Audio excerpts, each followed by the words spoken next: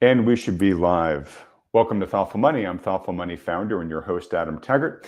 I am very happy to be joined this Wednesday for our live stream by portfolio manager Michael Lebowitz. Michael, how you doing? I'm doing great. Thanks, Adam. Hey, thanks for joining us. So, folks, normally this is one of Stephanie Pomboy's bi-weekly sessions with me, live streams with me. Steph had a curveball that she had to deal with, and unfortunately can't make it this week. Very kindly, Michael agreed to step in when I pinged him late last night. So, Michael, thanks for being game here. And it's very timely, anyways. I've been meaning to bring you on. We have a lot of people that have been asking about or asking for an update on bonds, especially as the Fed has returned to a rate cutting regime. It looks like, we just got a 25 basis point cut last week, and the Fed has signaled more rate cuts to come. The market certainly is expecting that. So love to get any general reaction that you have to the latest with the Fed, but at a higher level, what do you think this means for bonds? You guys at RIA, you and your partner in crime there, Lance Roberts, have been generally pretty optimistic on bonds. And, as I've said many times in this program, probably the single greatest topic that I see the greatest division on with the experts I interview is inflation expectations, and thereby where bond yields are going to head, because bond yields in most cases are a function of inflation expectations. And you guys historically have said, hey, you think they're going to trend down, say, over the coming 6 to 12 months. Not everybody agrees with you on that. Is that still your outlook? Yeah, absolutely. So when we talk about inflation, we've been calling for inflation to fall towards 2%. It got held up with the tariffs. Now, it seems like it's kind of stuck, maybe inching a little higher. It's not surging like some people thought it would be. It's not dropping like some other people thought it would be, but you have a mix of contributors that are keeping it relatively flat, for lack of it's not really trending anymore. Goods prices have risen, service prices are coming down, and we're watching the tariffs work themselves through the economy. And it's always a question of who's going to pay the tariff. Is it the exporting country? Is it the company that is importing the good, or is it the consumer that's buying the good? And so far, what we've seen is that the weight has overwhelmingly fallen on the companies, not the exporting country and not the consumer. So the good news with that is that it doesn't really affect our inflation readings too much, and that's what we've seen. Now, the problem with it is that the companies aren't going to accept low margins. And this is, we're kind of in the first phase. The first phase is where the tariff effects impact prices. But the second phase and third phase are what comes next. And, I have firsthand knowledge of this. My daughter works for a marketing company, and they've recently had to lay off a few employees. And it's because their customers, companies that sell products, are seeing their margins get hurt. They're cutting back on spending. So what are they doing? They're cutting back on marketing expenses, obviously. They're probably laying off employees. All that reduces economic activity, which is disinflationary or deflationary. Mm-hmm. So the tariff effect comes first, and now we're seeing some of the economic impacts seeping in, which helps mitigate some of the tariff effect, and we think eventually will overwhelm it, especially since a lot of the tariff effect, this is kind of the math that we use for inflation. A lot of the tariff effect is one time. So if you raise the price of sneakers 10%, they go up in the month of June by 10%, but they're going to be flat every month thereafter. Yeah, I've been talking about that tariffs in general are a one-time price shock. It's not a continued inflationary impulse. Right. Now, to some people's point, what can happen is the company absorbs it in month one, and then they slowly leak it out over time. They dribble it out, yeah. Right. Now, they can do that if the economy is strong and if there are not good substitutes for their product. And what we're finding is with most goods, there are many suitable substitutes, or they're not necessities. I don't have to buy a new car. I can wait on buying a new car. I do need to buy certain drugs. Right. So Sorry to interrupt too, but you could also buy an American car, right? A car that's not impacted by tariffs. Or I can decide to take the bus or the train or a Right. walk. So there's plenty of substitutes.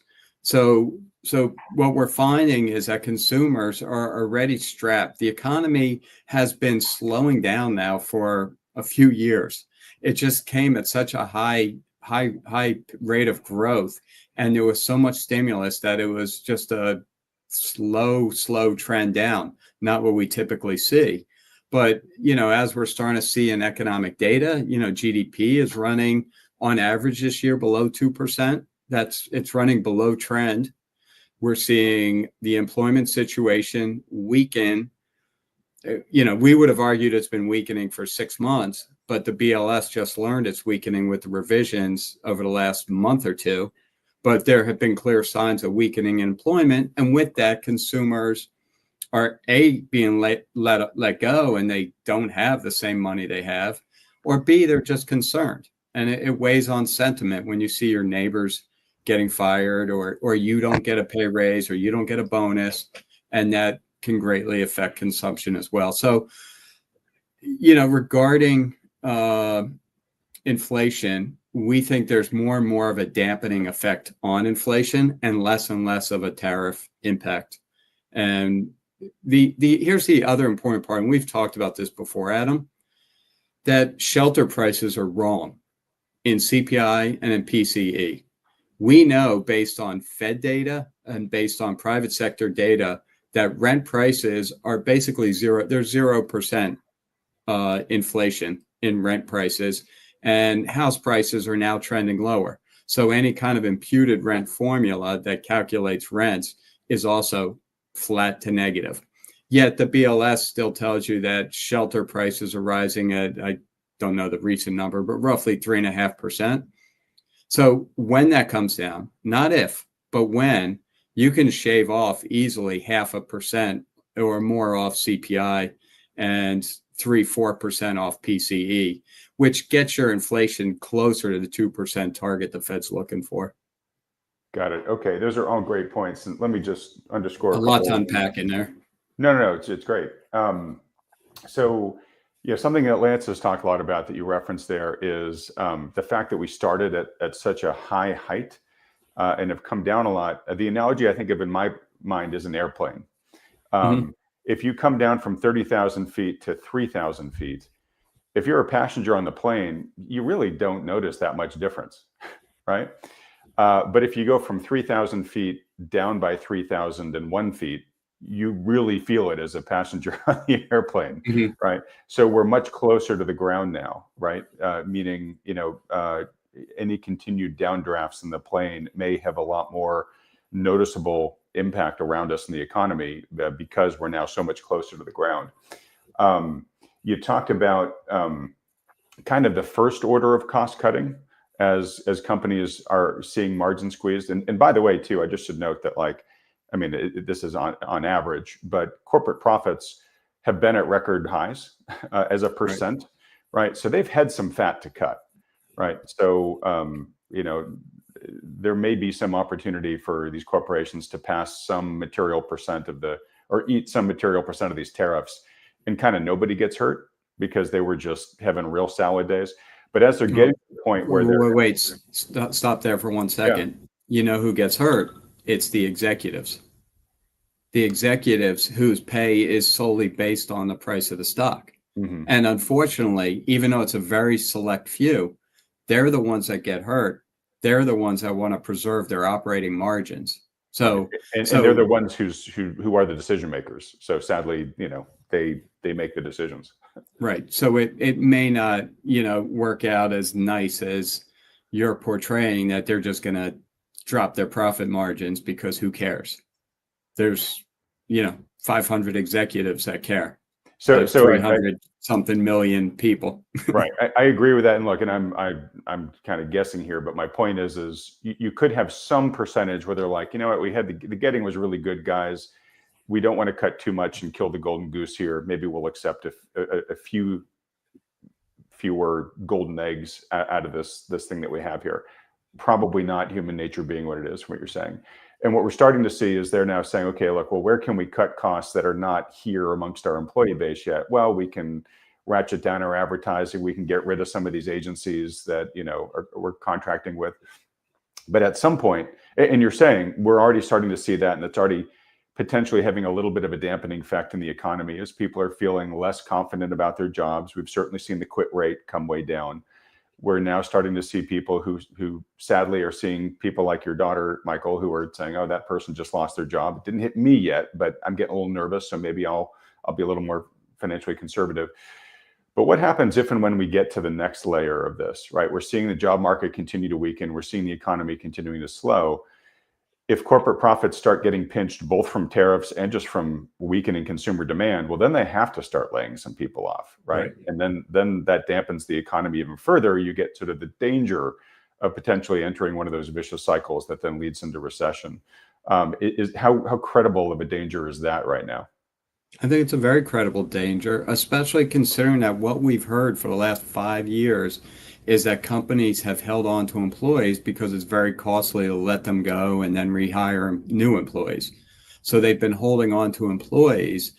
At some point, they're going to have to feel like, you know what, there's the job market has stabilized. I feel like we can easily get employees if we need to get them, but we don't need to keep holding on to employees that are not as productive or do not bring in as much profits as we hope for. So I think that's a real threat that kind of is sitting out there. The job numbers, even though they've gotten worse, they're not that bad. Payroll growth is actually, averaging about 30, 40,000. That's well below trend. But the unemployment rate is low. The number of jobless claims are ticking up, but they're not awful. But, the trend in all of the jobs data is not good if it continues. All right. And again, too, we have something that's a little bit different this time, too, is you've got AI there kind of poking the job situation, too, saying, hey, corporate executive, maybe just decide to invest more in technology and, get rid of these expensive employees. And the flip side is that the new immigration policies may be helping, right? If I believe there's 1 million to 1.5 million illegal or, immigrants in general have left the country, those are jobs available. So there may be some upside from that as well. Okay. Yeah, that's a good point too. All right. And then last, I just want to make sure folks didn't miss it, which is that,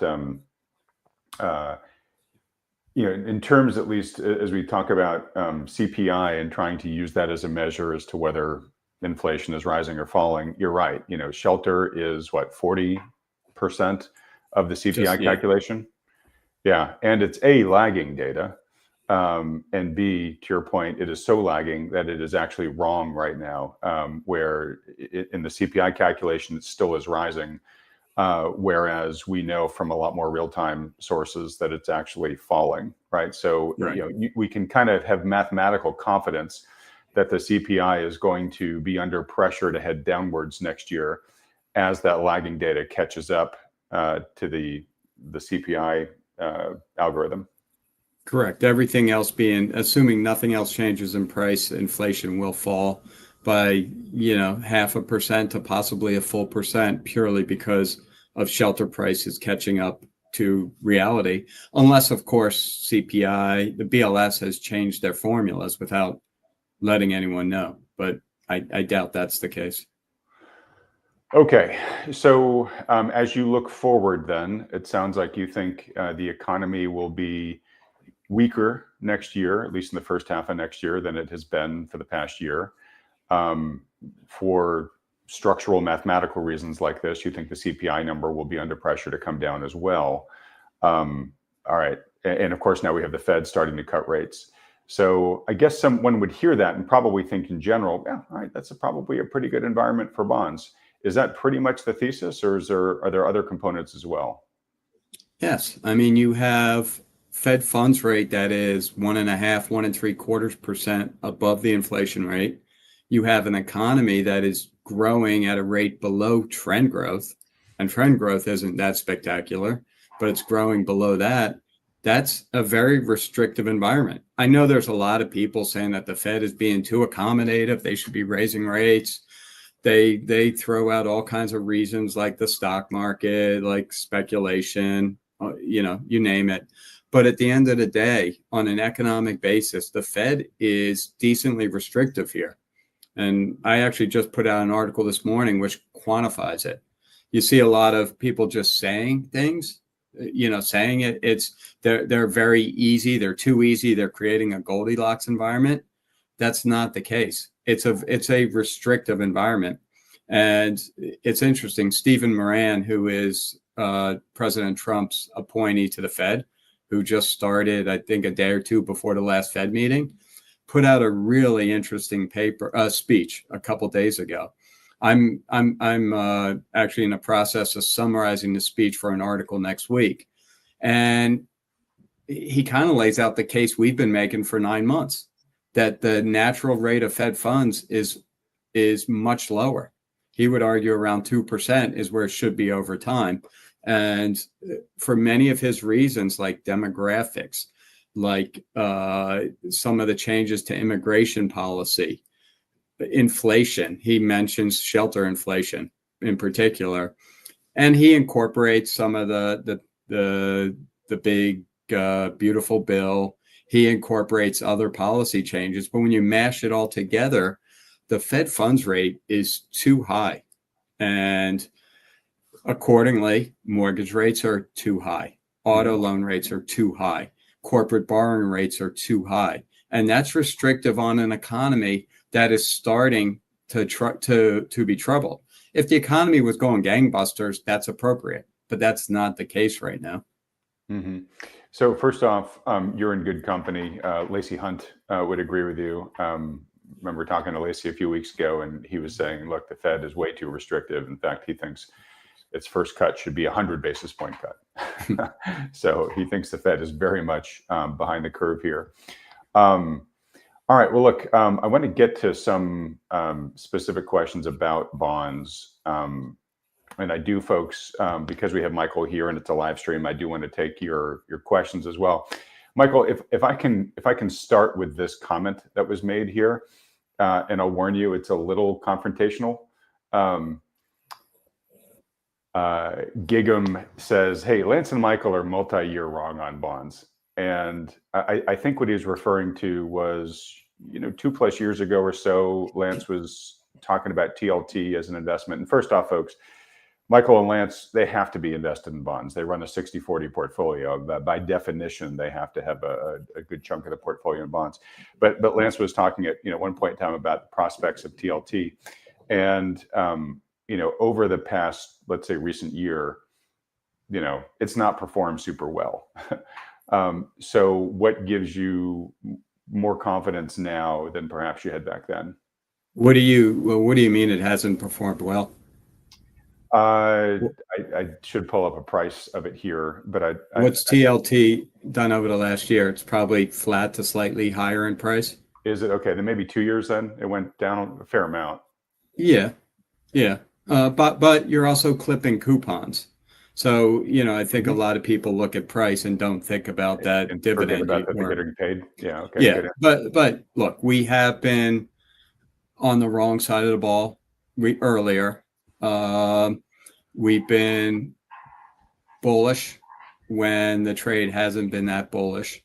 For all the right economic and fundamental reasons, what's tripped us up has been this term premium, which we've talked about before too, which is a combination of fears about budget deficits and inflation and whatever else the market can think of to justify pushing rates higher than where they fundamentally should be. So regardless of whether we were right or wrong a year ago, 2 years ago, 5 years ago, 10 years ago, what matters most is what me as investors think today. And That's all we have. And that's all you as an investor can do is Right. what does the future hold? It doesn't matter if you bought NVIDIA at $10 and it's now $180. What matters? That's great. You had a great run. What do you think about NVIDIA today? And the same holds true for every other investment that you have and any investment advice you should be seeking. What do they think about the environment going forward? All right. And to the point, our portfolios are balanced. They do hold stocks and bonds. And we didn't put all 40% of our bonds in TLT. In fact, we had a duration, a weighted average duration on average that was less than the benchmark. So that being said, we like TLT today. We like it a lot. We liked it 2 years ago. I'm not going to run away from that either. But I'm just going to tell you that our outlook remains bullish despite the track record. Okay, great. No, and I think that's a fair answer. And folks, to the extent you have questions for Michael, ask them in the live chat here, and I'll do my best to pull them in as I can. So a couple of questions, I guess.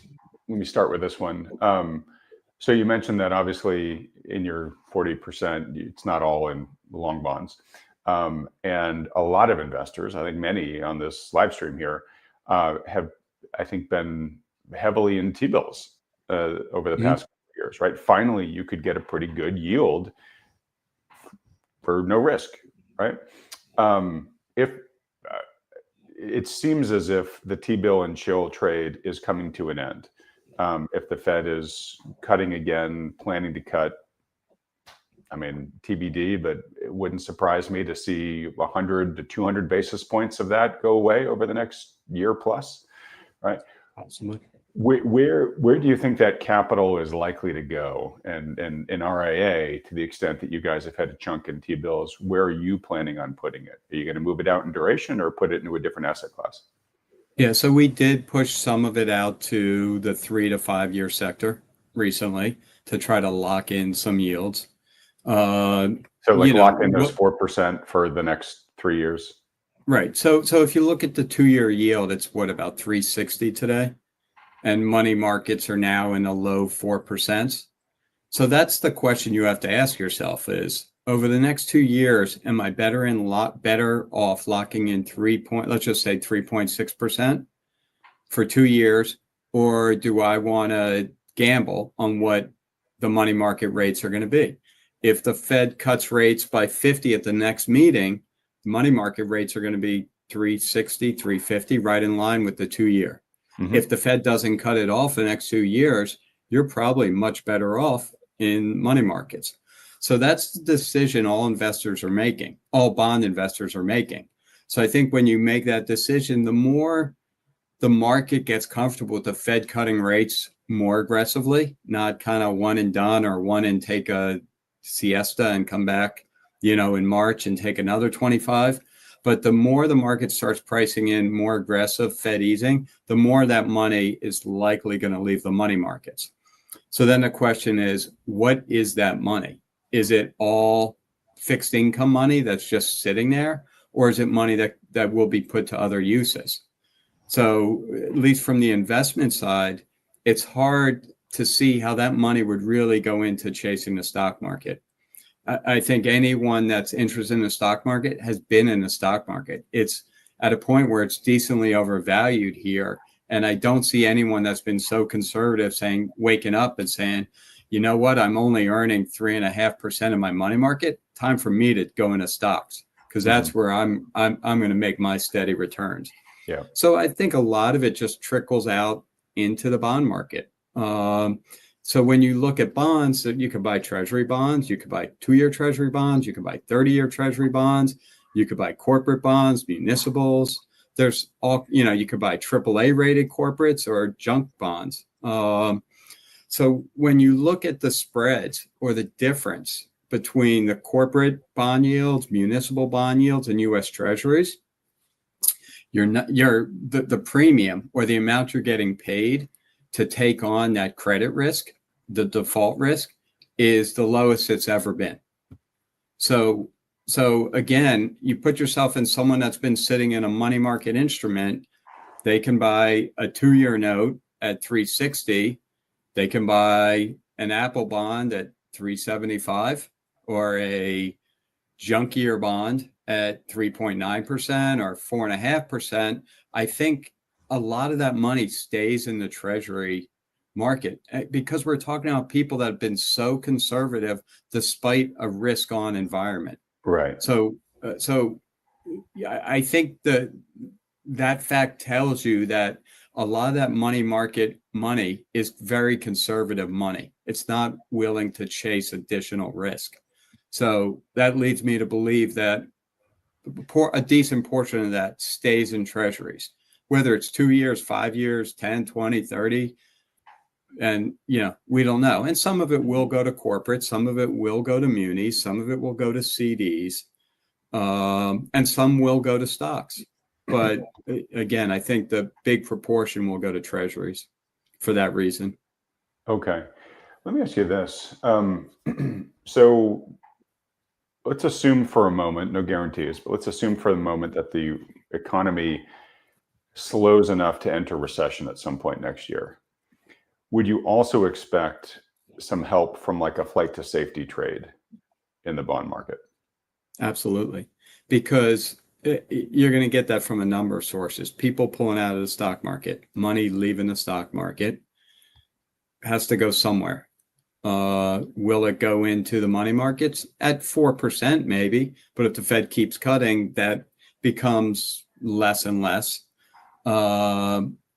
If we go into a recession, credit default risk rises.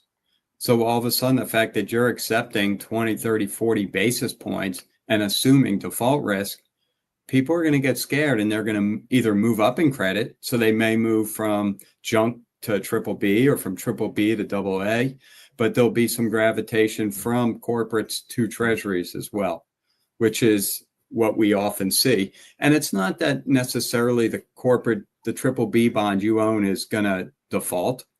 It's that its spread could widen significantly.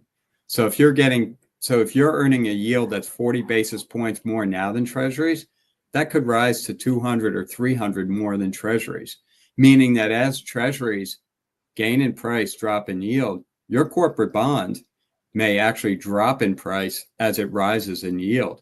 So the time to buy that triple B bond is at the end of when it's at a high premium, right, not a low premium. And that's probably when we'll make some more wholesale changes to our models, sell our treasuries, take on riskier bonds for the fixed income portion of our portfolios. All right. So super interesting. Okay. And obviously, folks, we'll have Lance or Mike on the channel on a weekly basis going forward. So if and as that starts happening, they'll be alerting us as to their decision making then. All right. So let's say there is a recession. At some point, prevailing thinking is if it gets painful enough, there'll be a reaction function from the central planners. At that point in time, what would you want to do with bonds? You're right. And that's, I think, a big risk to the bond market. How do they react? We know what the Fed will do. Fed will likely cut rates aggressively. They'll go back to QE. But my big question is, what will the government do? I think the powers that be learned a lesson in 2020, 2021, that you can write checks to the public. That's a new thing. And it had, based on what we saw, a great impact on the economy, very beneficial impact on the economy. So my fear is that tactic comes back to life, at which point we may say, you know what, even though we're going into a depression, a very bad recession, we're out of bonds because the government is intent on figuratively printing money to boost the economy. This is not going to end well. So, okay. And this would be stagflationary in the near term, and potentially that's bonds. Yeah, potentially. I mean, you got to remember that you have to be careful not to draw too many links to 2020, because 2020 was a period where the supply lines were completely shut down. Yeah, where people hadn't spent money in a few months, where People didn't know if they'd have jobs. The economy, who knew what the economy even was? Then they found out their job was solid. The economy was coming back. They not only had the money from their job because they either got let go and got rehired quickly, or they never got let go, and they had these excess savings, and then they had checks from the government. And you had an incredible demand push while there was no supply. Mm-hmm. That would not necessarily be the case if we had a really bad recession. You would have demand push, but the supply side should be much more balanced. Right. So presumably we should see some inflation, just not as extreme as we saw before. In theory, again, it depends what they do, how they do it. Right. And the Fed too, QE has expanded over the years. Will they buy stocks? What effect will that have on the psyche of consumers? So there's a lot to think about. Okay. Now, of course, QE, if they started QE just buying treasuries, I mean, that would help treasuries initially, right? In theory, yeah. Yeah. But okay, so I'm focusing on the bad here. Yeah, at some point the stimulus may arrive in full force, and or could be one, could be both. The intent of the administration's economic policies is to really boost economic growth, right? Deregulations, locking in the tax cuts, passing in some additional tax relief, bringing lots of foreign investment into the country, tariff revenue, also using tariffs to get foreign countries and companies to build factories here, employ Americans, all that type of stuff. So if the administration is successful in those policies, which is very debatable, but assuming for a moment they are, that would also then start to spur economic growth. In that environment, would you still want to be holding bonds as much? There's a lot of variables there. Look, what President Trump is doing is aiming to boost productivity, which is very positive for economic activity, for economic growth. The question is, will what he's doing really benefit productivity? And then when? And how long will it take till you receive the full benefits of everything he's done? So, there's a lot of what ifs embedded in that question. But on the margin, in theory, that some of what he's done will promote economic growth. That in turn argues, again, from an equilibrium position, that interest rates should be slightly higher. But what does it do to inflation? Productivity should lower the prices of goods. So when you think about what the rate of interest should be, it's a combination of inflation and economic activity. And if productivity can bring prices down and make economic growth more, you may end up in a place where rates just stay right where they are. Okay. The reason I'm asking all this is to get a sense for, is your outlook on bonds, and I know you have to hold a big chunk just having a 60-40 portfolio, but we're talking kind of on the margin here. You're looking at this more of a trade, right? That like, hey, we think in the next 6 months, whatever timeline you want to put on it, Michael, we think we got a tailwind of lower bond yields and higher bond prices. But then, we see the potential for that to turn into a headwind, either from big stimulus or, all of a sudden these policies are really starting to boost the economy and at full steam. And then we'll reassess then. Is that kind of how you're looking at it? I think everything we own is a trade. We're not buying stuff to hold for 20 years and crossing our fingers and hope it works out. We have to play the environment that's given to us, and that environment, like the weather, is always changing. And unfortunately, the investing environment isn't like the weather in that it's somewhat dependable. You go from summer to fall to winter to spring. It's changing in various ways. You can go from summer to winter, from spring to fall.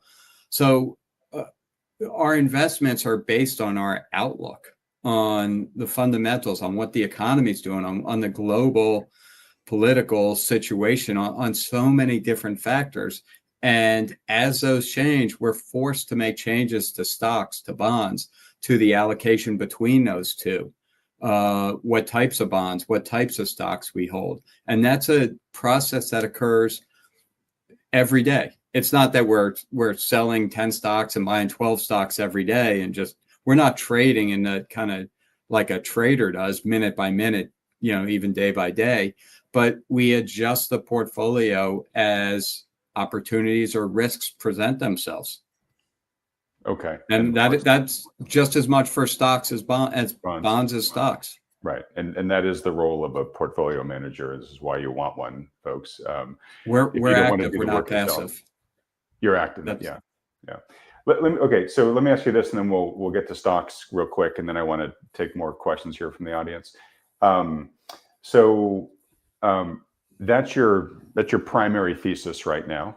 Now you'll be amending it as you get more data along the way.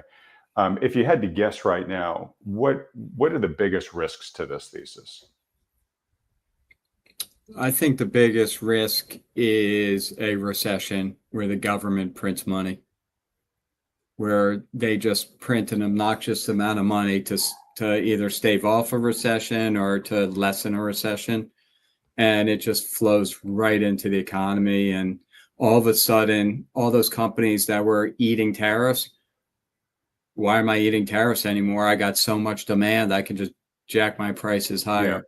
Yeah. So that's probably the number one risk. And that creates a really tough double-edged sword for bond investors. Typically, a recession is a great time to hold bonds, going into a recession and through a recession. But there's that risk kind of hanging over the market that could really be upsetting to the bond market. And then on top of that is the government spending that goes with writing those checks. If it's really a huge amount of money, the bond market has to absorb that money. So, there's no such thing as a free lunch, and bonds certainly aren't a free lunch either. Okay. And under that situation, let's say we do enter recession, would your plan be to hold bonds up and until the government announcement? Sure. Yeah. I'll let you know. I'll let you know the day before that. I really don't know, Adam. It's hard to know what we're going to be doing with any of the things in our portfolio 6 months from now, 3 months from now, let alone, a year or two down the road. Okay. All right. Let me ask you this question, and we'll get to more questions. So feel free to keep asking questions like several of you have been doing. So we just talked about bonds. I want to talk about equities for a moment, because you mentioned earlier that I think in your term, you said stocks are quite overvalued here in the near term. There are a lot of indicators out there that valuations are stretched to quite extreme levels, in some cases to the most extreme levels we've seen, depending upon the metric. And as your partner Lance does a good job of reminding us, valuations are terrible timing metrics, so don't take them as a timing indicator. But what's your outlook and attitude right now around stocks as an active investor? So, as an active investor, you have kind of two main types of analysis you do: fundamental and technical. Fundamental, like you said, just about every gauge of valuation is either historically rich or right on the cusp of being historically rich. Here's the problem with that, and like you said, Lance has talked about this, but I'm going to butcher the date, but call it 1998, that is when the CAPE valuation on the S&P 500 matched the level from 1929. At that point, you would have said, holy yes, it's time. We're at the same level as 1929, and we all know what happened for the decade after 1929. I'm out. We're at those levels. Well, the market proceeded to go up another 50% from those levels.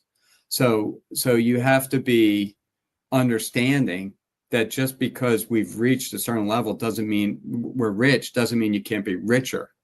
And right now the CAPE is right around 40. the 1999 high was 44. We get to 44 and earnings don't change, that's another 10% increase. But what if we get to 50? Who's to say that 44 is the top? Mm-hmm. So from a fundamental perspective, we're very, very mindful that valuations are extremely rich. We're very mindful that the behavior of the market is very speculative, and you could show that a million different ways. But we use technicals to help guide us through these periods. And what you'll find in 1929, what you'll find in 1999 is that you had these long, beautiful bullish ascents followed by up and down volatility, where the market was kind of racing up and down and becoming more volatile. That is the point where the bears are finally gaining strength against the bulls that have driven a bust for such a long time.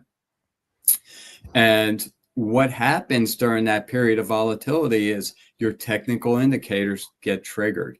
The momentum is leaving the market. You're getting various quantitative indicators that something is changing in the market. You'll see the behavior of sectors changing versus other sectors. Industry performance changes. Maybe large cap won't be carrying the weight anymore. I mean, it could be a number of things, but the markets don't just fall out of thin air. They give you warning. It's not the bulls are driving a bus today and we're going to wake up tomorrow and all of a sudden the bears are just going to crash that bus off the cliff. That's not how it works. Bulls are very emboldened right now. If the market drops 3%, what's going to happen? They're going to buy the dip, right? Yeah. But what happens? Let's say it drops 5-6% over the next week. Buy the dip. Everyone's going to buy the dip.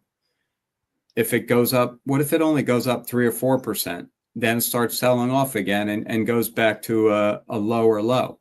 And then the bulls say, okay, I bought it. I lost a little money, but I'm all in. I'm doing it again. And this happens a few times where the bulls are getting, the bears are getting more emboldened. I'm selling, I'm shorting, I'm making a little money, or I got out and I'm happy I got out. I'm going to sell a little more. And the bulls are like, wait, buy the dip isn't working as well as it used to. What's going on? I'm going to buy the dip this time, but I'm only going to put in X amount instead of Y amount. And that's where the turnover happens. And ultimately, there will probably be an event that really tips it.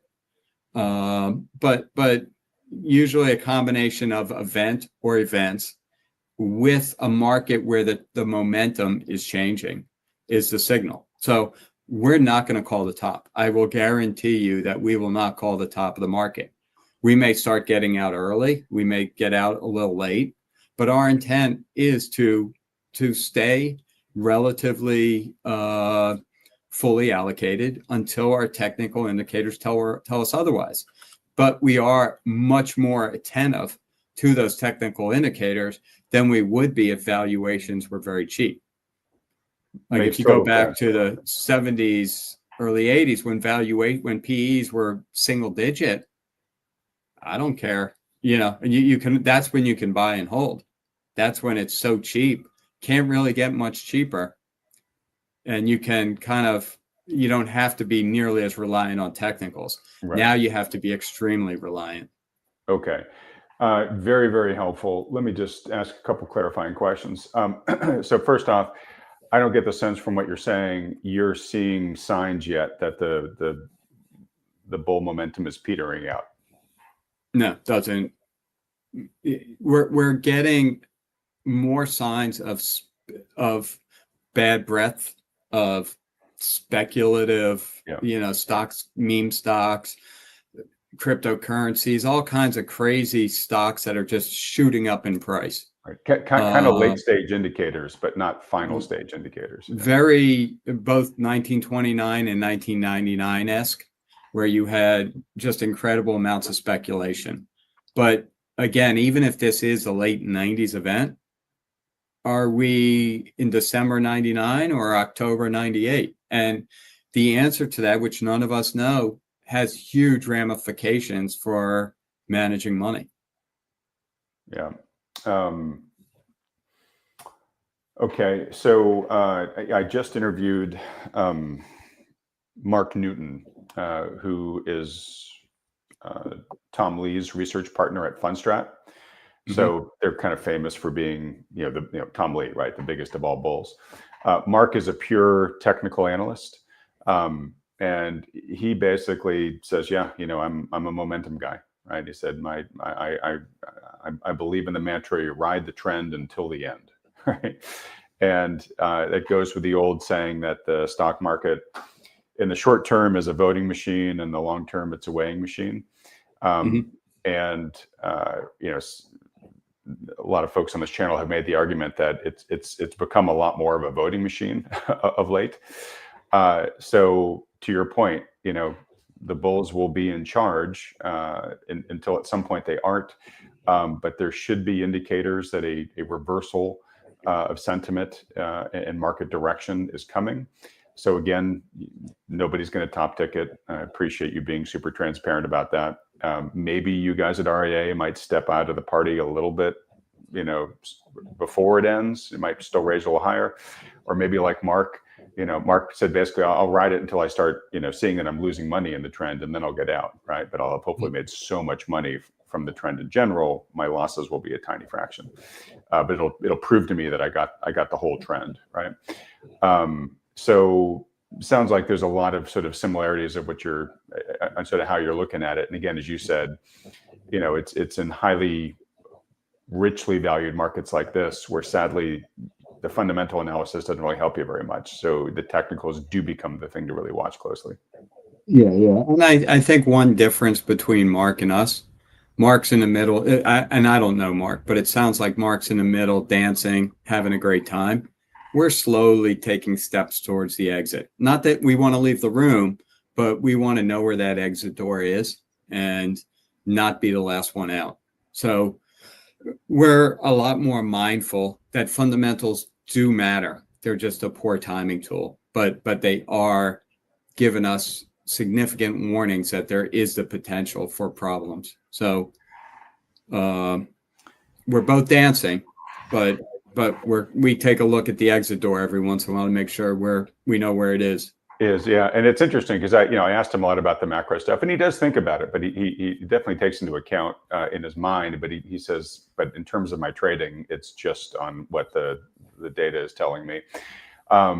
And just to be fully transparent, I would agree. I think he's closer to the center of the dance floor than you guys are. He's aware of all the risks that you and I talk about, because I talked about them with him too.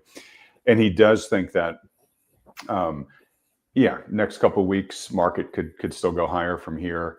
He does think that his default is that there's going to be a 5 to 10% correction in October and November, which he then believes would be a buying opportunity to ride a traditional end of year rally.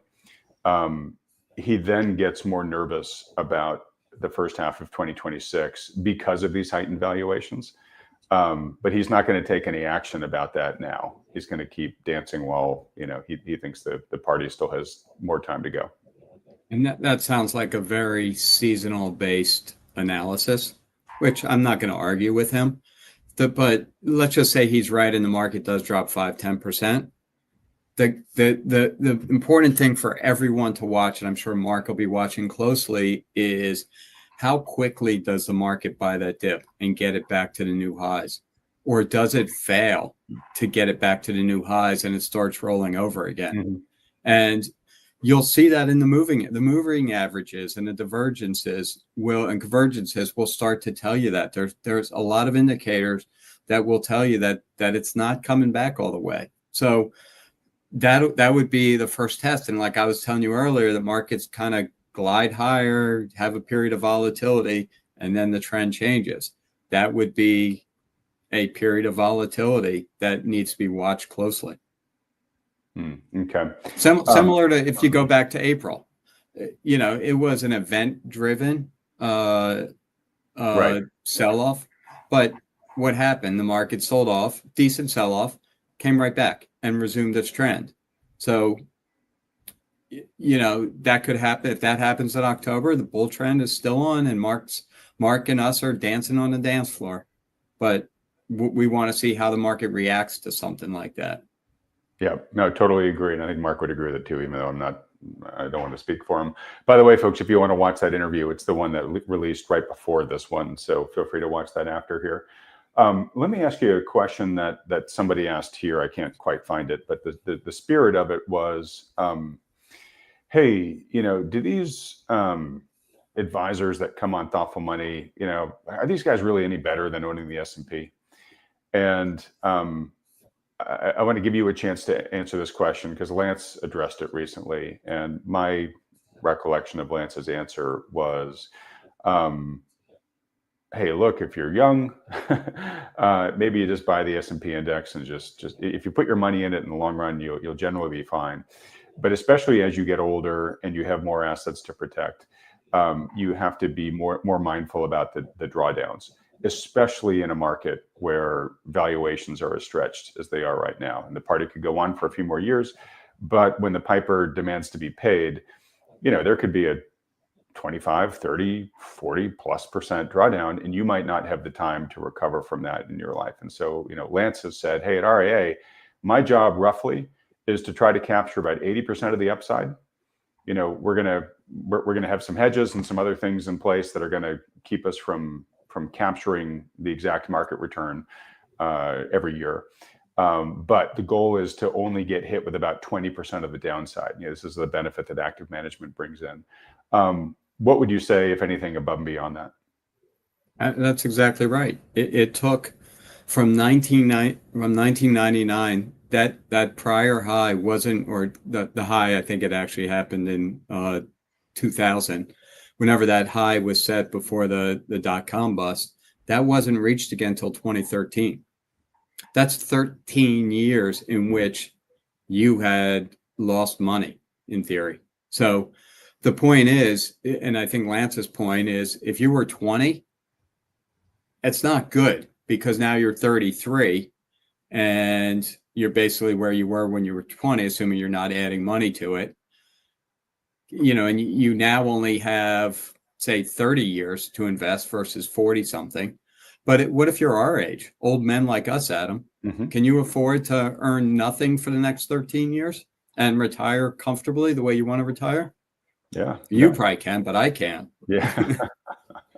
But that's the point. That's why time matters. Look, Warren Buffett is right. If you have unlimited time, buy the S&P and go to bed. Forget it. You don't need anyone because it will return 8 to 9% annually for the next 100 years, give or take a little. But for the rest of us that have limited time frames, especially old guys like us, where that time frame may be 5, 10, 15 years, or even if you're in retirement, you don't have that luxury of just buying and holding and, buying T-bill and chill, or stock and don't worry about the shock. That's not really an option. Okay. Well, great answer. I just didn't want folks to think that we were shying away from the question. Here's a question from Trevor, and I'm just going to throw a bunch at you here in the last couple of minutes, Michael. Where's the foreign bond demand for the next QE? It's not there. The Fed will buy bonds and gold will shoot the dang moon. Obviously, this is probably not an uncommon belief amongst a lot of gold holders. But let's start with the first sentence there.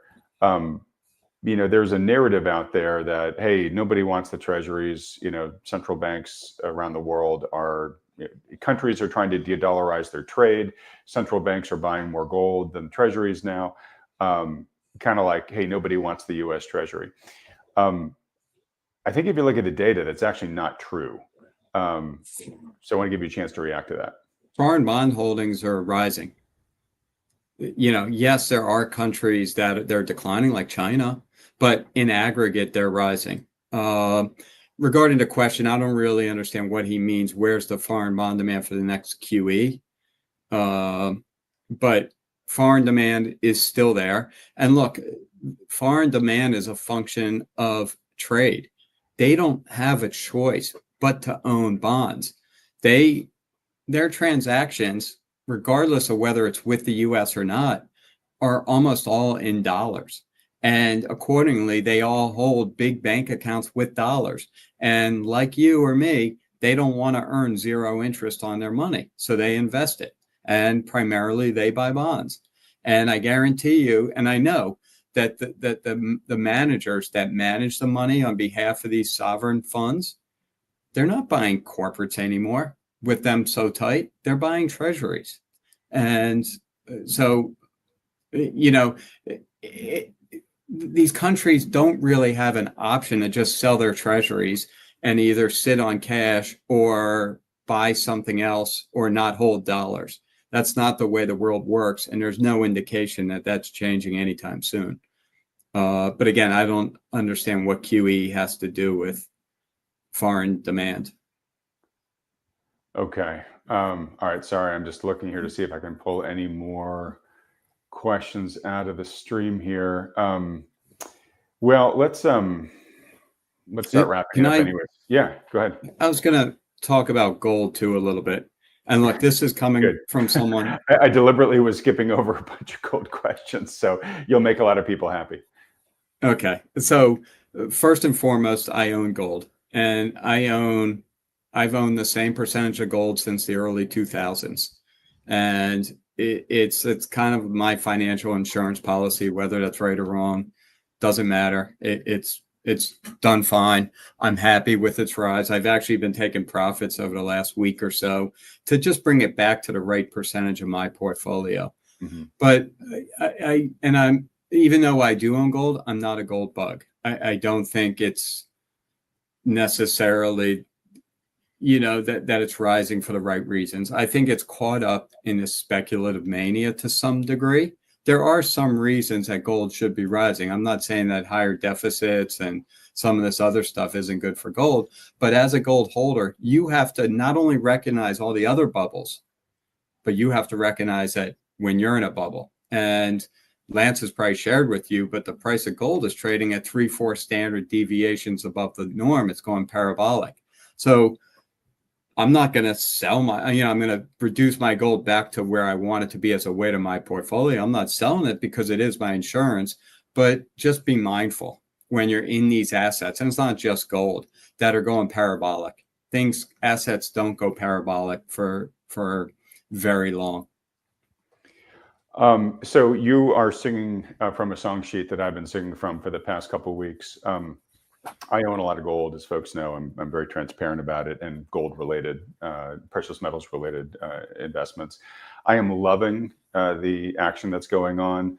Let me pull it up here because I think I showed it. I'm the guy. Don't forget, folks, that when silver crossed $35 an ounce, gave myself gold eyes there on X. That's right. Which one of my followers upgraded to. A silver eyes, and then they upgraded it to silver laser eyes here.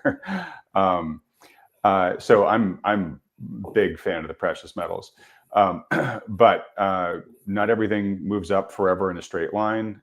They have had massive moves. I think both were up more than 40% so far this year. Miners up triple digits on average.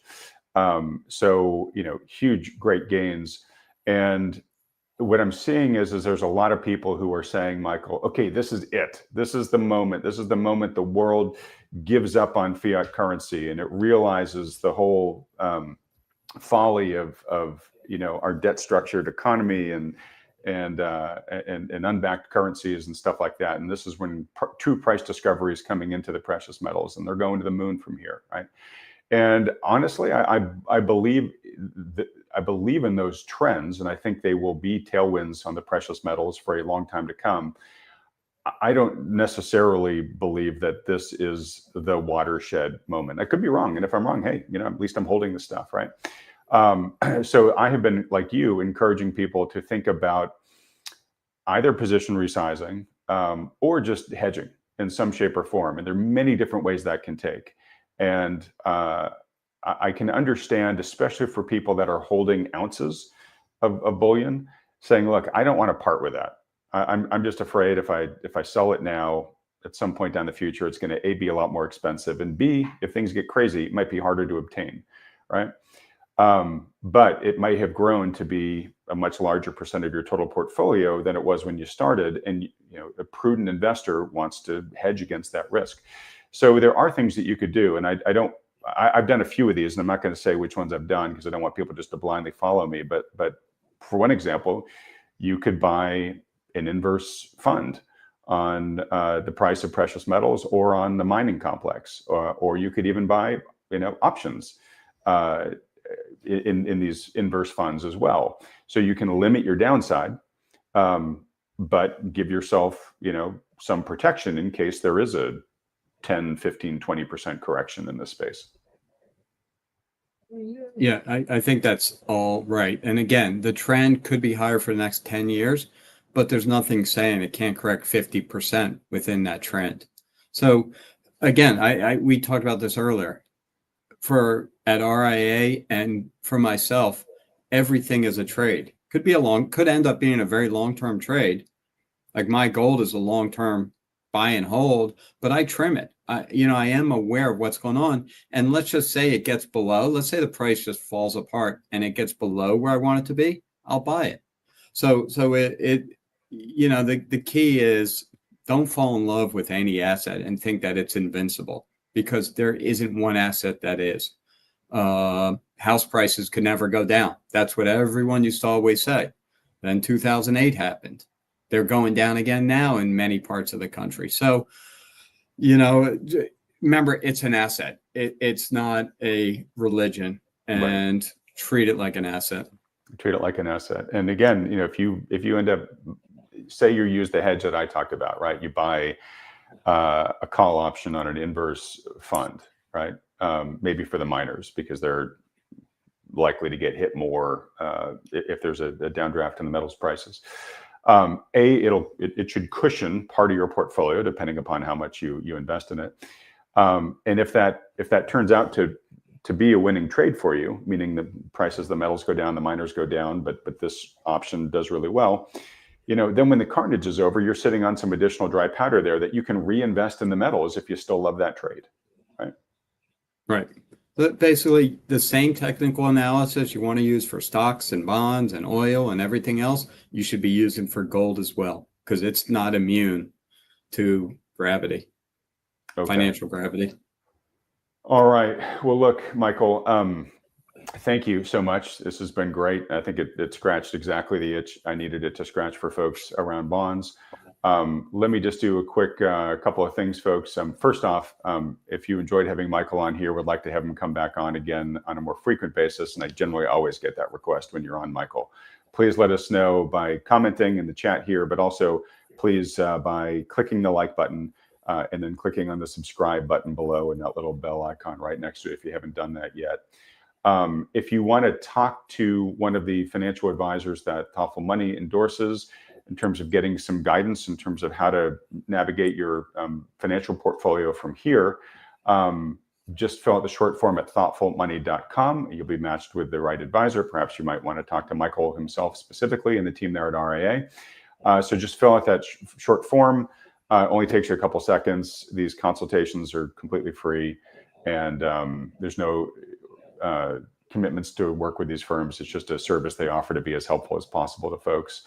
And a quick reminder too that the Thoughtful Money Fall Online Conference is coming up pretty quick. It's only a couple weeks away now. So if you haven't bought your ticket yet, go to thoughtfulmoney.com/conference and go quickly there if you haven't bought your ticket yet, because the early bird price discount's expiring soon.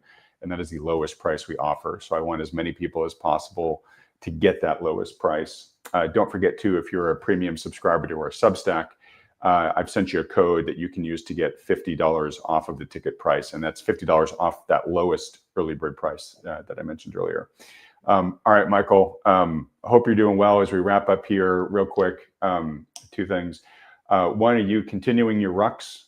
Michael and I are both into rucking, which if you're not familiar with that, it's basically a weighted walk. You have a weighted pack you put on your back. But Michael did one recently that really impressed me in terms of the weight and the distance. I am. This summer was hard because it gets so hot here in DC. So it wasn't that frequent. But now that we're kind of heading back to better temperatures, I try to get out a couple times a week and lug around some weight. In theory, make myself a little healthier. All right. Well, look, it's impressive. And by the way, folks, I think you did what? You did a 40-pound ruck for 4 miles? 16 miles, 16 miles. Yeah, I'm sorry. Yeah, 4 hours, 16 that's right. miles. It was a 4-hour ruck. Yeah, 16 My miles. goal is to do it once a year. So until I have to do it in a wheelchair. All Although right. then it might be easier, but No, I like it. And, Lance and I do this a lot, but I like to remind folks that it's not a final form of wealth, right? It's a means to an end. And one of the most important fundamental parts of wealth is health. And I know that that's something that you are a big believer in. And these rucks are a big example of that. Sure. All right. And then just for fun, I just wanted to highlight for folks here, while I was waiting for you to hop on, Michael, before we, address the technical issues you were having before we started, I was listening to this new YouTube channel. I just want to flag for folks. It's called Fake Music. And I'm pretty sure it's all AI generated music. It's shockingly good. But what they do is they take, classic rock songs, and they genre swap them. So I was just listening to Back in Black as if it was done by a soul band. And it's really, really good. So I'll send you the link to that after this, Michael. And folks, yeah, if you have any interest in listening to that, it's worth the 2.5 minutes.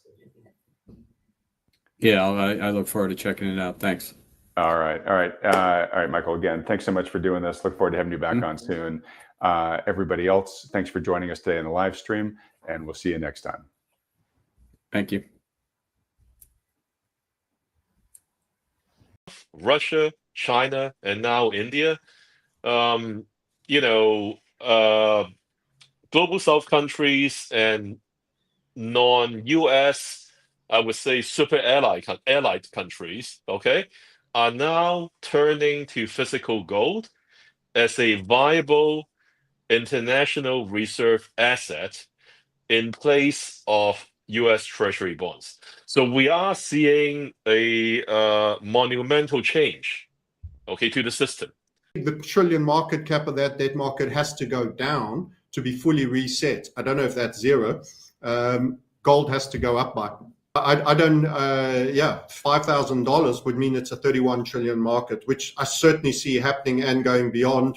Central banks, especially in India, Russia, China, and other global South nations, are boosting gold reserves while cutting U.S. treasuries, marking the first time since 1996 that gold has surpassed treasuries. India alone has reduced its T-bill holdings to $227 billion, while raising gold reserves to about 880 tons. Meanwhile, Eric Jung predicts that with gold hitting record highs above $3,500 to $3,600 per ounce, forecasts project $3,700 to $4,000 by mid-2026 and potentially $5,000 plus if Fed independence is challenged and a wider shift from treasuries accelerates. So the U.S. can revalue its treasury gold reserves at much greater market levels. Eric Jung is a financial commentator and analyst who frequently discusses gold, silver, and macroeconomic trends.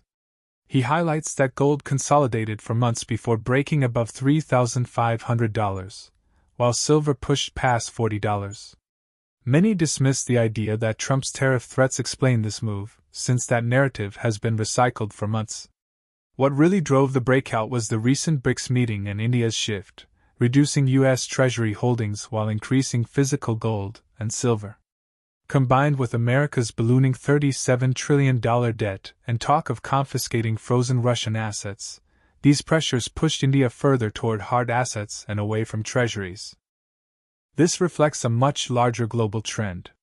Countries like Russia, China, and now India are abandoning U.S. treasuries and adopting physical gold as a reserve asset, signaling a fundamental change in the financial order. Unlike treasuries, which can be frozen or seized by Washington, physical gold held at home cannot be cancelled by a foreign government. Eric believes as a result, sovereign demand for gold is accelerating. For additional information, view the video. Please subscribe and like the material if you enjoy it to receive the latest updates. Gold, I think, consolidated for around 5 to 6 months, and it broke out of 3,500, so $3,500 US dollars per troy ounce, and silver went beyond $40. I think that was the top it made a couple months ago, several months ago.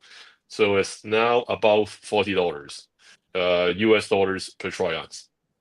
And I know the mainstream narrative of all this is that the tariffs, the Donald Trump tariffs, potential tariffs on gold and silver is not clarified, but I don't buy that because they've been using that narrative for over 6 months. I mean, how stupid do they think the authorized participants are? The bankers are, right? This is ridiculous. I think what really happened is BRICS happened, like that BRICS meeting that just happened, and what happened in India.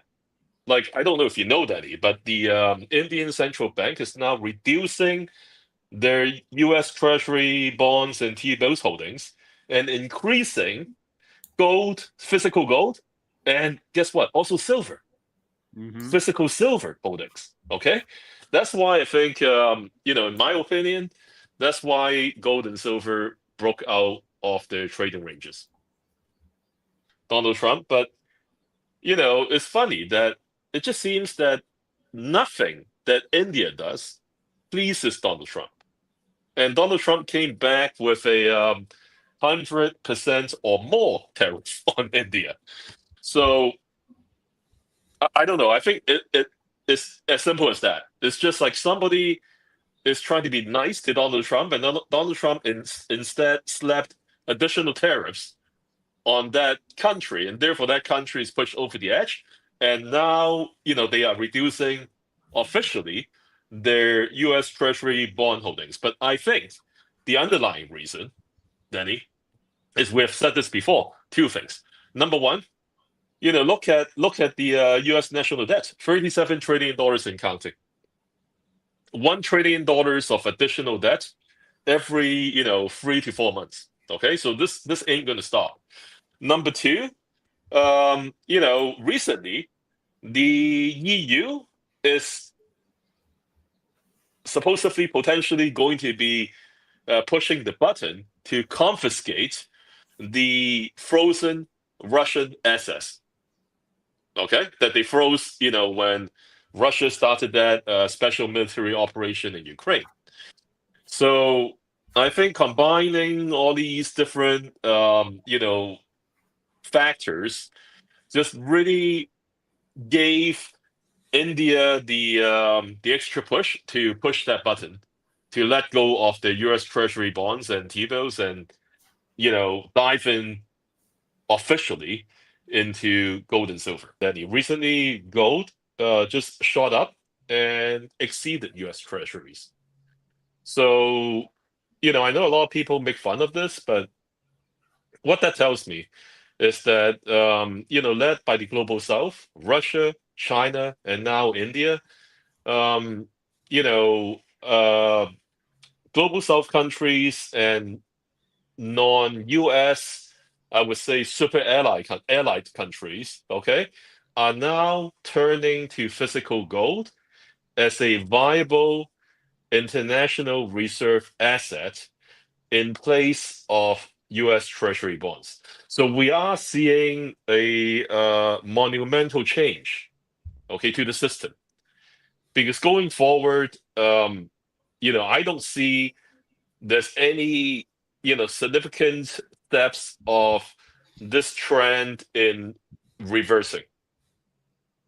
Simply because in a multipolar world, physical gold is not controlled by any individual country. Nobody can just push a button and cancel the physical gold that, let's say, India, China, and Russia hold at their, domestic vaults.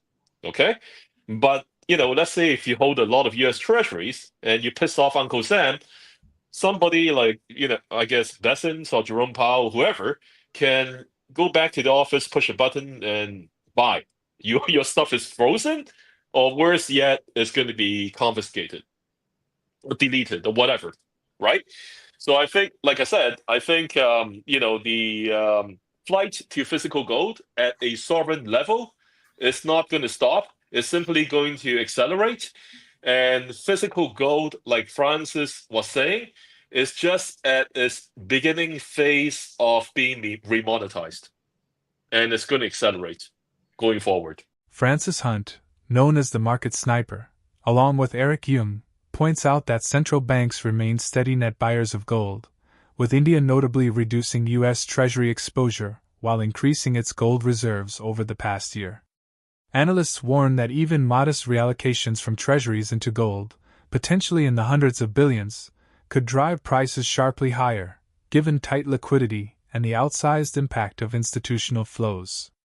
Forecasts suggest gold could reach $3,700 by end 2025, around $4,000 by mid-2026 in base cases, and near $5,000 in stress scenarios, expanding its market cap from roughly $24 trillion to over $31 trillion.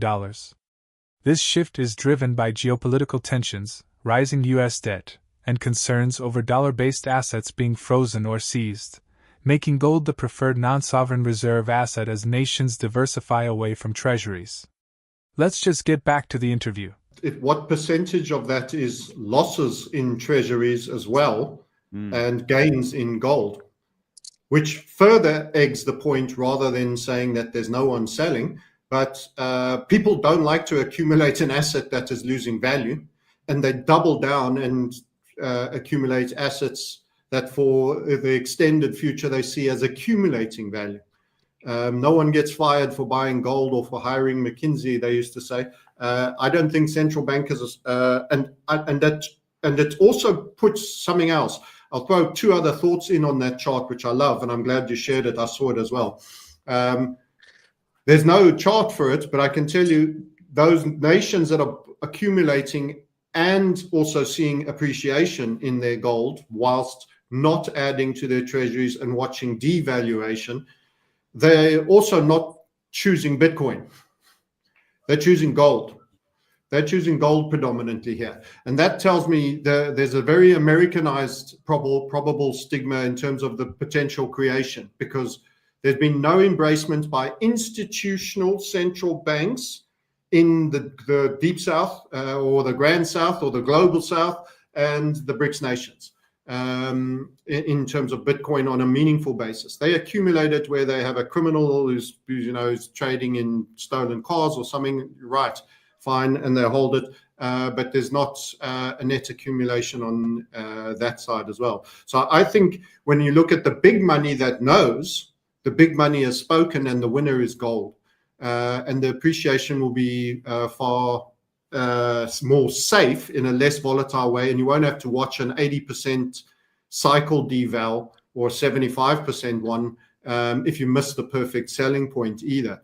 And people need to remember those key aspects about Bitcoin and gold, and why I think gold is the winner. It's the safe hands for everyone. Yeah, in terms of the market cap as well, again, because don't forget $1,500 extra on the gold ounces. That's actually in percentage terms from 3.5. It's almost like another 50%. It's probably around 35 to 40%. So you would go from 24 trillion plus another third. You'd add another 8 trillion on that, and you'd be at 31 trillion. So I don't, $5,000 would mean it's a 31 trillion market, which I certainly see happening and going beyond 50 and beyond. Eventually, my feeling is that whatever the debt market was at its high point, the amount of money we felt existed at its biggest bubble of the debt market, we end up seeing that deflate. And by however much that deflates, gold goes up, because there's really only one trade for me. What do? You don't buy real estate that's already leveraged with debt at ridiculously high prices. You don't chase a hyper overvalued record PE stock market. Some people will, and there will be elements. But when this is fully played out, the natural approximate geometry is however big the trillion market cap of that debt market has to go down to be fully reset. I don't know if that's zero. Gold has to go up by. The accelerating move by central banks, especially in India, Russia, China, and other global South nations, away from U.S. treasuries and into physical gold signals a historic reshaping of the global reserve system. With gold breaking record highs and forecasts pointing toward $4,000 to $5,000 in the coming years, the metal is regaining its role as a core anchor of financial security, driven by sovereign demand, geopolitical uncertainty, and distrust of dollar-based assets. Could a mass revaluation of U.S. Treasury gold reserves at higher market prices fundamentally reset the global financial system?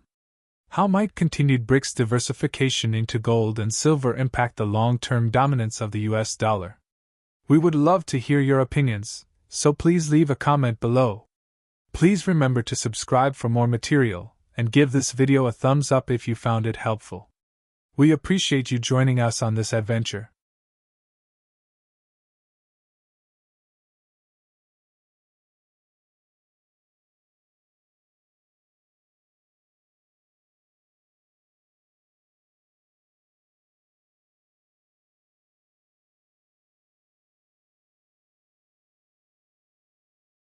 I would not be surprised to see silver gap above $40. It never touched $40 in U.S. market hours on Friday.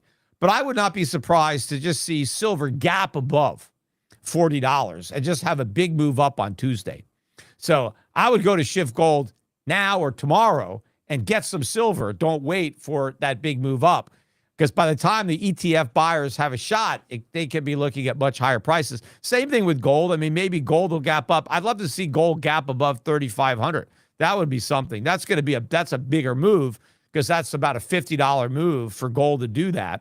But there's so much that's going on right now, fundamentally, technically, that would support that kind of breakaway gap in these metals. Gold hit a more than 4-month high on Monday, as increased bets for a U.S. Federal Reserve interest rate cut this month lifted bullion's allure, while silver rose above $40 per ounce for the first time in more than a decade. Peter Schiff expects a strong move higher, possibly as early as Tuesday, and advises buying silver now before prices jump, since ETF buyers might face much higher levels. The same goes for gold. If it gaps above $3,500, that would be a significant $50 move, supported by both strong fundamentals and technical momentum that could trigger a breakout. Peter Schiff, an American stockbroker, financial commentator, and author, highlights that gold appears to be entering its next big rally, likely beginning when it broke above prior highs on Friday, setting the stage for a quick move toward $3,500.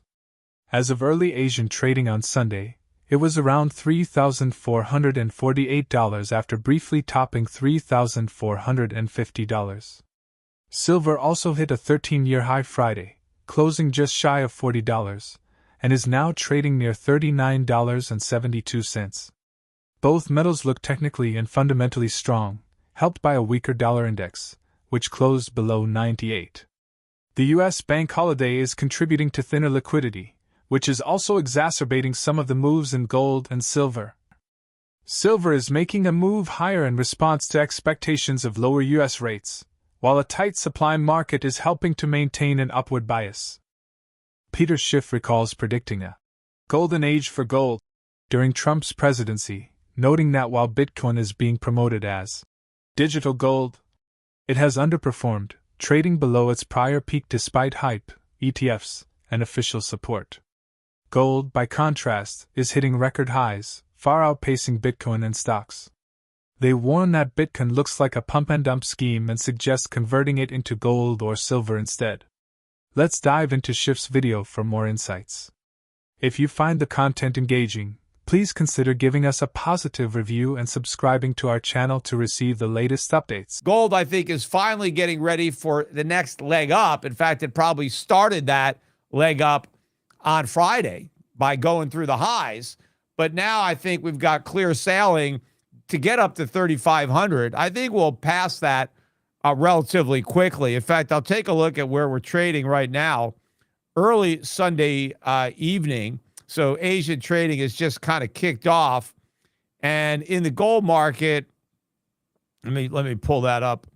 Yeah, no, gold's down about 90 cents, 3,448. A few minutes ago, it was trading above 34.50. Silver also on Friday. Silver closed at a 13-year high. we came within 10 cents of $40.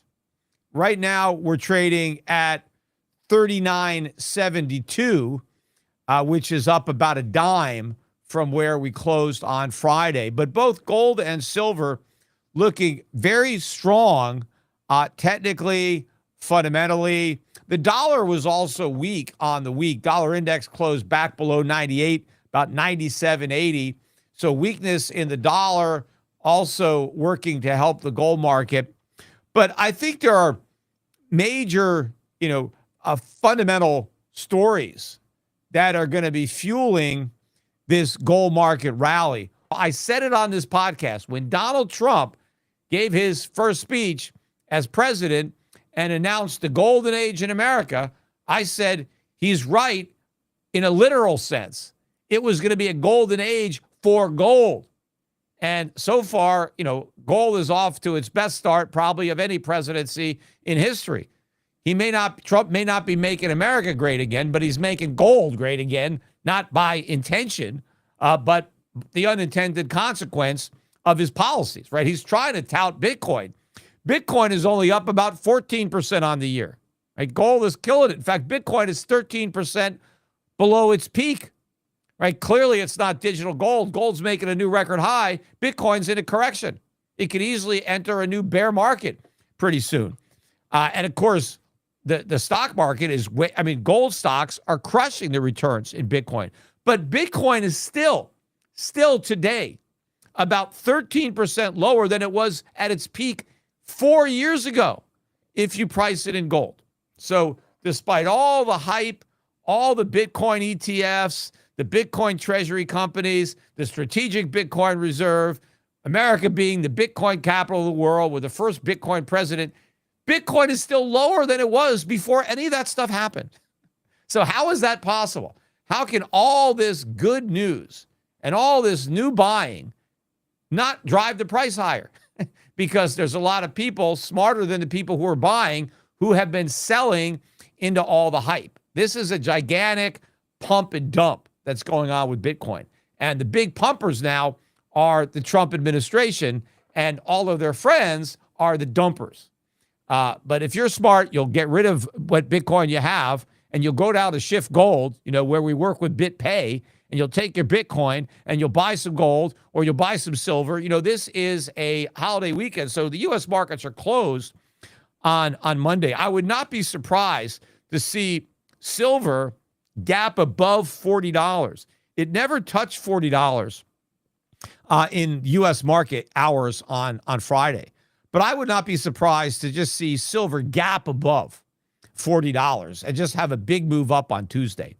So I would go to Shift Gold now or tomorrow and get some silver. Don't wait for that big move up, because by the time the ETF buyers have a shot, they could be looking at much higher prices. Same thing with gold. Maybe gold will gap up. I'd love to see gold gap above 3,500. That would be something. That's a bigger move, because that's about a $50 move for gold to do that.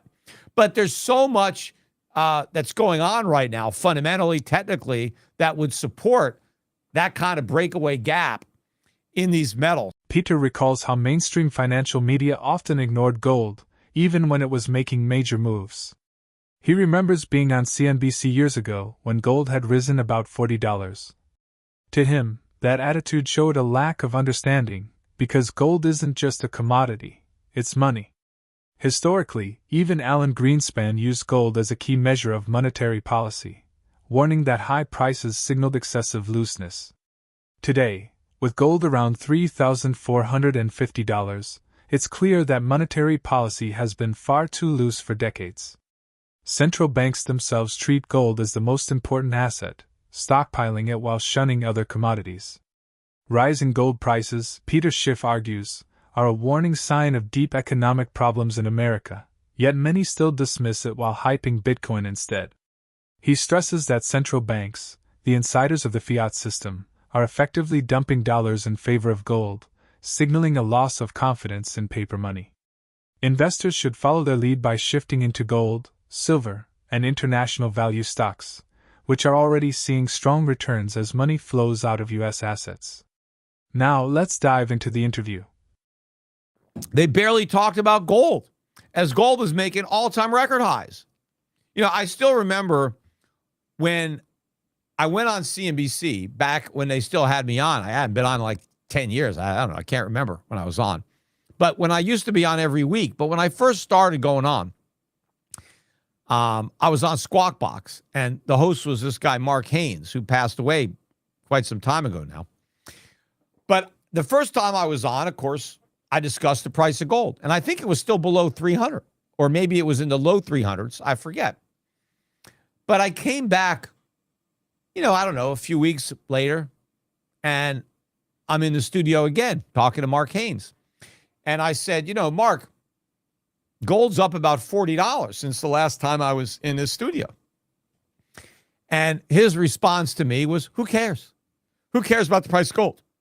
And, he mentioned a number of things where he cares about the price. But he says, I forget, maybe it was bread or oil, I forget. But he said, why should I care about the price of gold? Right? He is the anchor in a financial news show. It's supposed to be focusing on finance, investing, economics. And he says, who cares about the price of gold? I mean, how could you not care about the price of gold? Only if you just don't understand what gold is. I mean, gold is money. It's you're a show about money. How could you not care about gold? And when the price of gold is going up, especially like this, it is a warning. It is telling you that there's a problem, right? I mean, even Alan Greenspan, I talked about this, he used to use gold as his primary reference to know whether or not he was too loose or too tight. He used to say that if gold gets up near 400, I'm too loose. If it goes below 300, I'm too tight. Now, what does that say?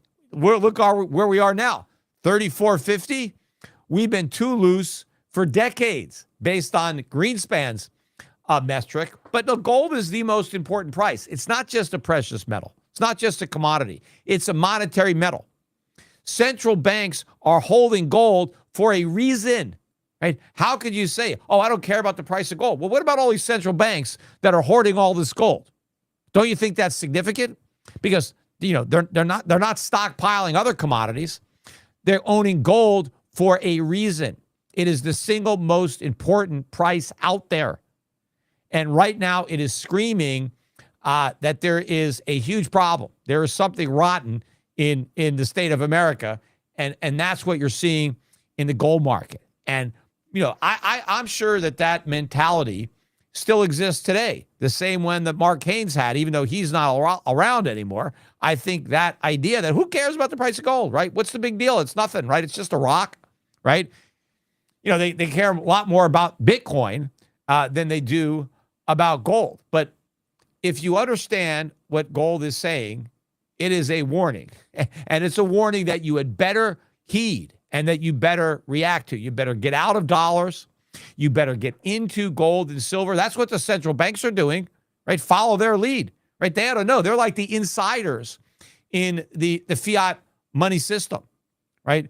So if you see in a company, if all the managers are dumping their shares, they might know something that you don't. Well, this is basically what's happening. The managers of the fiat monetary system are dumping their dollars. They want out. And they're buying gold. They're not buying other currencies. They don't want another fiat currency. They want real money. You should do the same thing. And the same thing is happening with investors. Not necessarily in gold, but they're dumping their U.S. shares and they're buying back their own stock. Right? That's why, my dividend payers fund is almost up 40% on the year now. It's at 39%. It's on the high of the year because value international dividend paying stocks, that's where people are putting their money now. That's where when they sell in their U.S. stocks and they sell their dollars, they're bringing their money home and they're buying value. They're buying income, right? They're buying these dividend paying stocks. I think we're still early in this trend. Gold and silver are showing clear signs of entering powerful new rallies, with central banks and investors driving demand while the dollar weakens. Peter Schiff emphasizes that gold's record highs are not just a market trend but a warning of deeper economic issues tied to excessive money printing and debt. He argues that unlike Bitcoin, which he views as speculative hype, gold and silver remain true stores of value and the assets central banks themselves trust. For investors, the message is clear: follow the smart money into precious metals before the next breakout accelerates. Do you think gold's rally toward $3,500 will trigger broader recognition of it as the ultimate safe haven? With silver nearing $40, could this be the start of a long-awaited move into triple-digit prices? We'd love to hear your thoughts in the comments. If you found this video helpful, give it a thumbs up and subscribe for more updates. Thanks for joining us on this journey.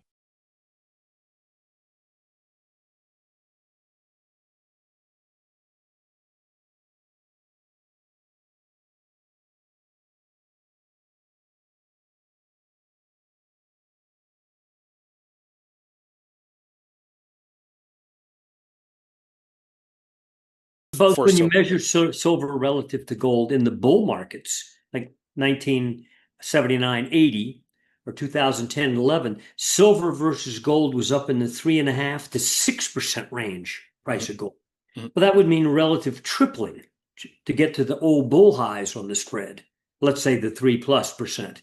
So, we're not right now well above 1%, but you get up to 3%. That would mean, well, I throw this number out a lot, and it's not a projection. I think you'll go way past it.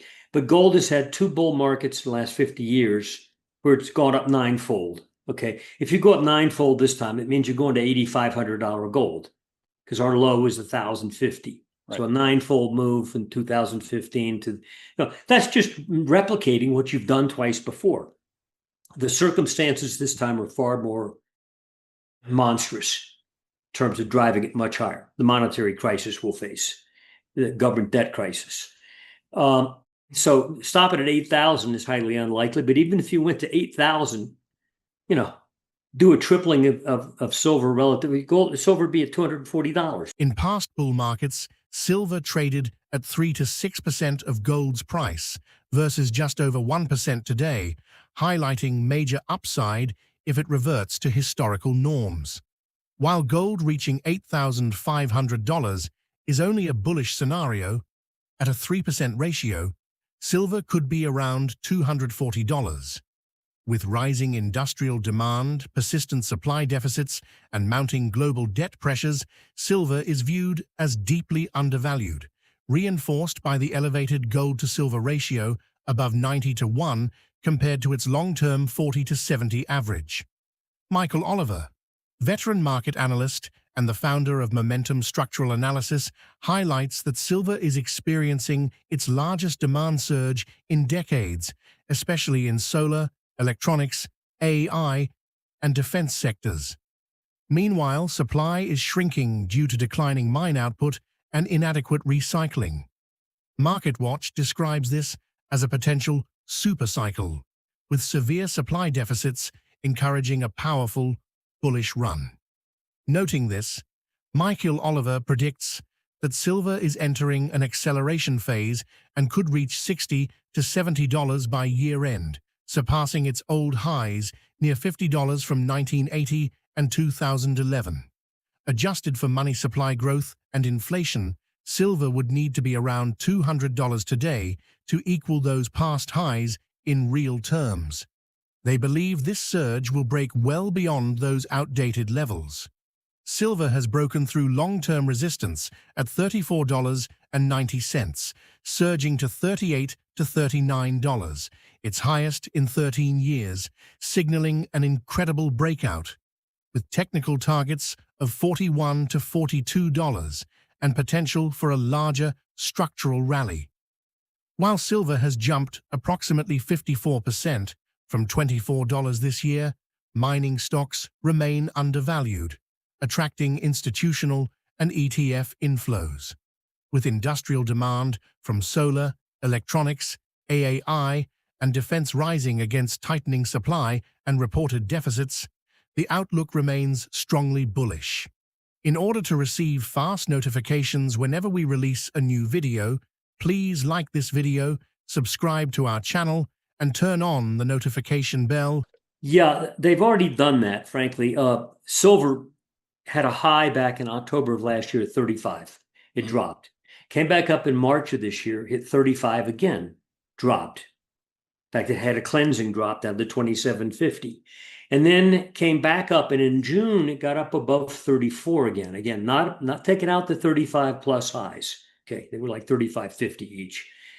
But at 34.90 area, we had a major momentum breakout of a structure that said, okay, silver's coming out of this congestion. By congestion, I mean, if you go back to May of last year, silver was 32.70 at a high. You could draw a line sideways through May of this year, where it was either side of that level, up and down, but really just net sideways. Mhm. When it got back to 34.90 in late June, we said, that's it, it's coming out of here. Whoosh, it went up to 39. Now, as typical, the price chart guys like to sell round numbers or just in front of them. So let's risk 40, okay? Okay, and now we're trading either side of 39 right now on the September contract. We think the process has already begun that you were asking about. We think the acceleration phase in silver and the miners. Now, for instance, GDX has gone from a sleepy upside pattern to suddenly it's now up to near its 2011 highs. We expect GDX not to even stop until it clears its 2011 highs, meaning get up in the upper 60s. And same with the miners in general. Silver, we think in this move, in this acceleration phase for it and it relative to gold, is likely by the end of the year to see $60 to $70. Meaning those old antique highs at 50 in 1980 and 2011, which are really sort of jokes.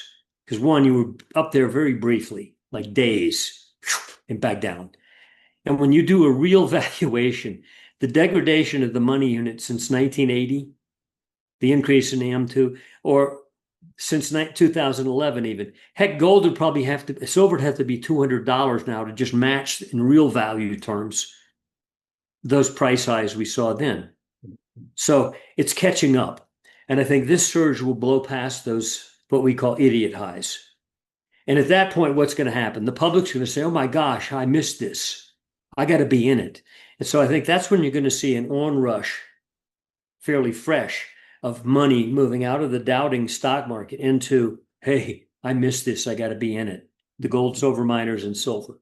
And that's when you get this gush effect.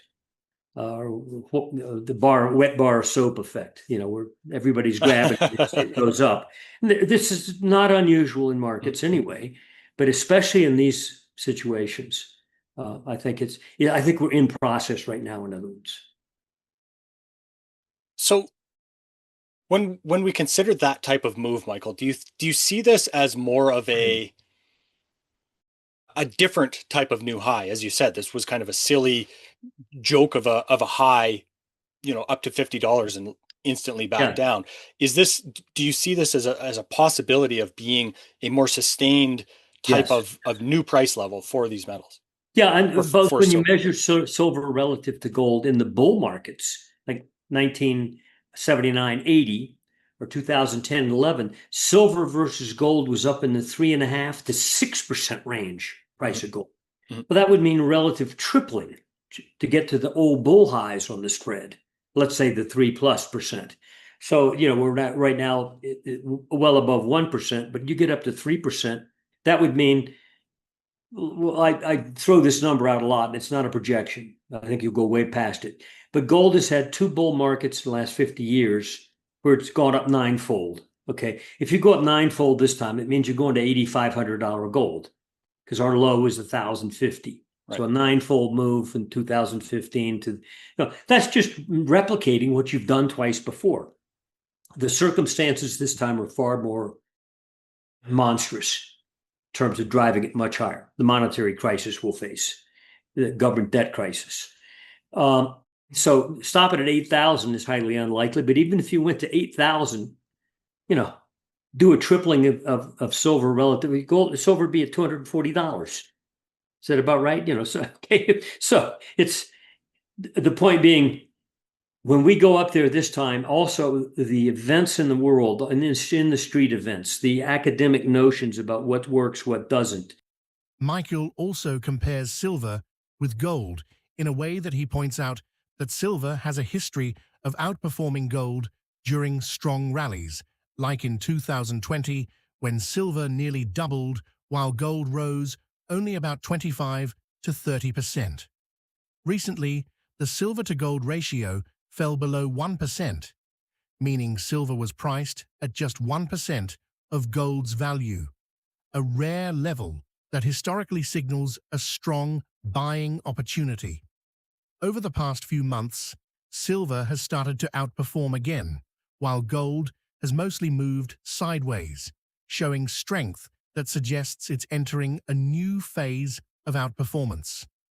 Looking at long-term trends, silver often reaches around 2% of gold's price, so doubling in relative value, while gold itself looks ready to resume its upward move soon.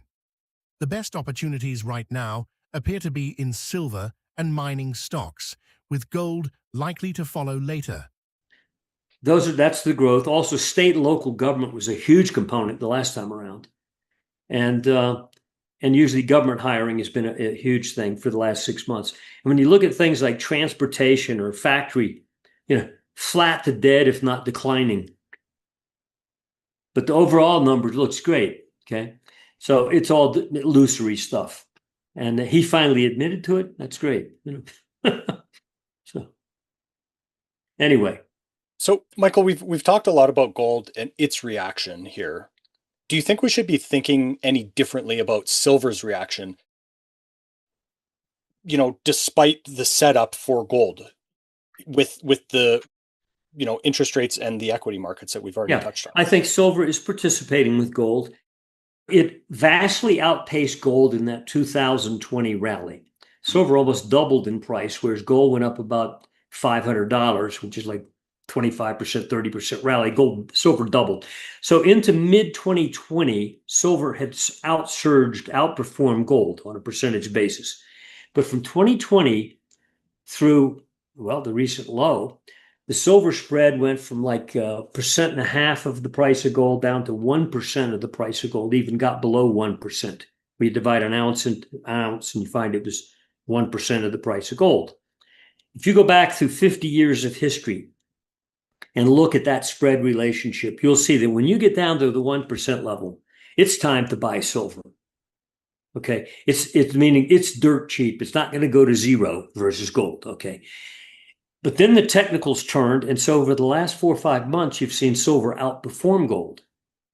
Like for example, back in April, gold hit 3,500.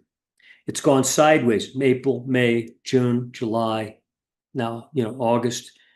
4.5 months of comatose but steady sideways. They keep trying to sell it, but then go down.